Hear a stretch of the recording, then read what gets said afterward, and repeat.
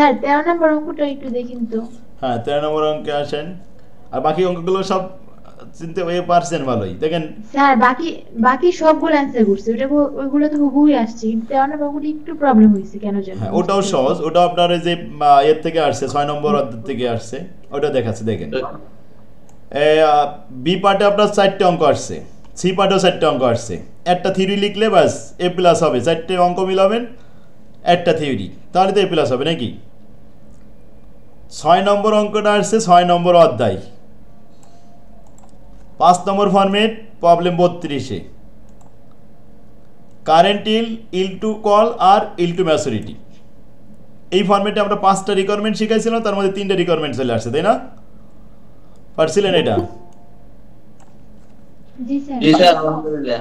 আলহামদুলিল্লাহ। 7 নম্বরটা আসছে 8 নম্বর অধ্যায়, 3 নম্বর ফরম্যাট, প্রবলেম 11।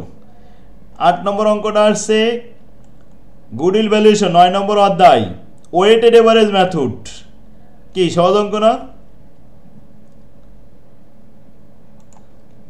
জি স্যার।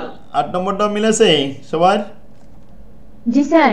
আর 9 নম্বর অঙ্কটা আসছে 10 নম্বর অধ্যায়, 7 নম্বর ফরম্যাট, ওই যে সিএপিএম, 22 নম্বর প্রবলেম।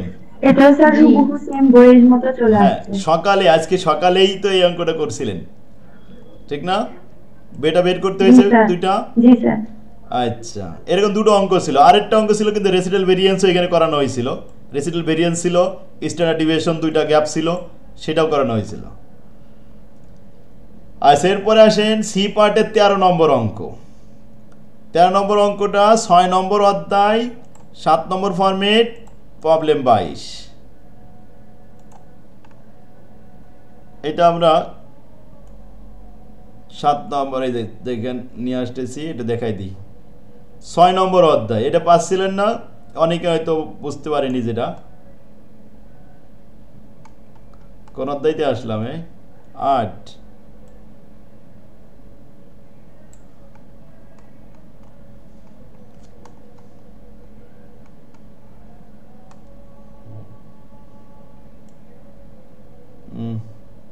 অনেক বড় ফাইল তো, উপরে নিচে চলে যাচ্ছে। স্যার এমনিতে তো বিবি অনার্স এর কোশ্চেনগুলোকে রিপিট করে দিতে দেখলাম। এই যে দেখেন, হ্যাঁ ওই যে অঙ্কগুলো ইম্পর্টেন্ট সাজেশনে দিছি, ওর মধ্যেই আসছে সব। এই যে 5 নম্বর ফরম্যাট, 13 নম্বর অঙ্কটা আসছিল এইখান থেকে।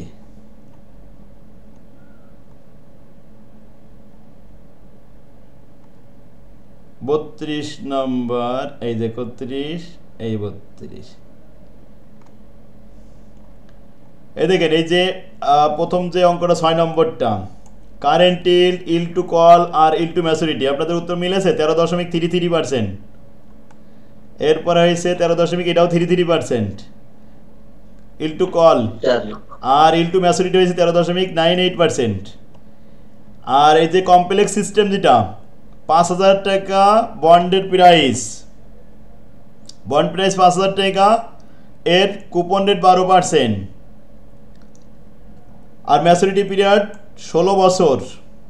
এখন প্রশ্ন, if the similar risky bond earn 10% rate of return, যদি ডিসকাউন্ট রেট 10% হয়, তাহলে how much should the complex system bond sold, কত টাকা বিক্রি করতে হবে? তার মানে টুডে, আজকের প্রাইস কত, বিক্রয় মূল্য, এই বন্ড ভ্যালুয়েশন করতে হবে। বন্ড ভ্যালুয়েশনের মান আসছে 5,782 টাকা। বি নম্বরে এটা রিকোয়ারমেন্ট করতে হবে, ডিসক্রাইব, বর্ণনা করতে হবে, ডিসকাস করতে হবে। আর সি নম্বরে বলছে if the required rate of the return 12% instead of 10%। এ নম্বরে যে 10% ছিল না ডিসকাউন্ট রেট, এই 10%-এর জায়গায় যদি 12% হয়, তাহলে what would be the current value of the complex system bond, complex system বন্ডের প্রাইস কত হবে?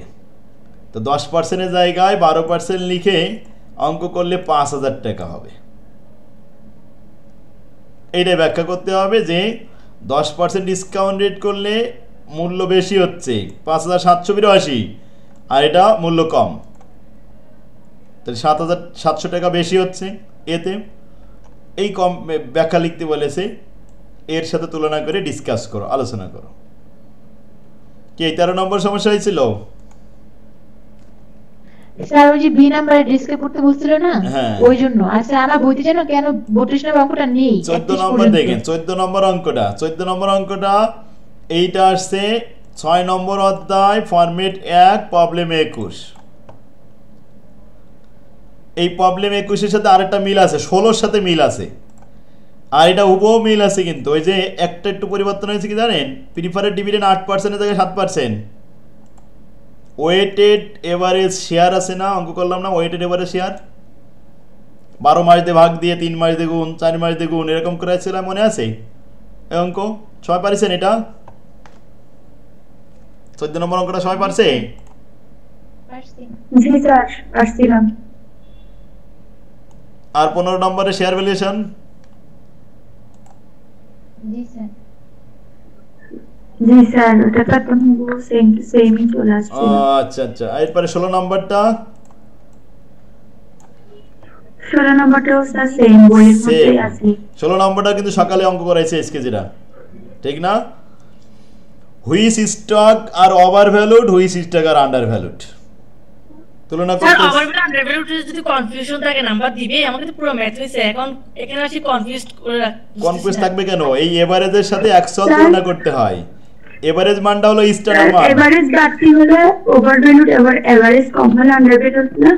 দেখেন এভারেজ থেকে অ্যাকচুয়াল বাদ দেওয়ার পরে যদি পজিটিভ হয় তাহলে ওভার ভ্যালুড, যদি নেগেটিভ হয় তাহলে আন্ডার ভ্যালুড। এইটুক কথা মাথায় রাখতে হবে। জি স্যার, এভাবেই দিছি। হ্যাঁ, তো এটা তো আর জড়ানো জড়াখেচুল করার দরকার নেই। এই এভারেজ যেটা দেওয়া হয়েছে এটা হলো স্ট্যান্ডার্ড, আর অ্যাকচুয়ালটা হলো অ্যাকচুয়াল। স্ট্যান্ডার্ড থেকে অ্যাকচুয়াল বাদ দিলে যা থাকে ওটা হয় পজিটিভ হবে না নেগেটিভ হবে। পজিটিভ হলে ওভার ভ্যালুড, নেগেটিভ হলে আন্ডার ভ্যালুড। ক্লিয়ার? ওরকম করেছিলেন তো সকালে, তো দেখাই দিলাম। জয় আলহামদুলিল্লাহ। তাহলে আগামী ক্লাসের জন্য, আগামী পরীক্ষার জন্য প্রস্তুতি নেন।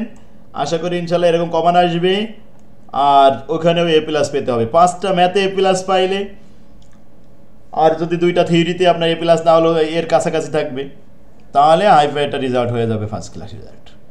কি হবে না ইনশাল্লাহ? প্রত্যেকটা পরীক্ষার আগে যে ক্লাসগুলো নেব এগুলো খুব ফলো করবেন ভালো করে। যারা সারা বছর পড়েননি তারা এই কয়টা দিন পড়েই ভালো করবে।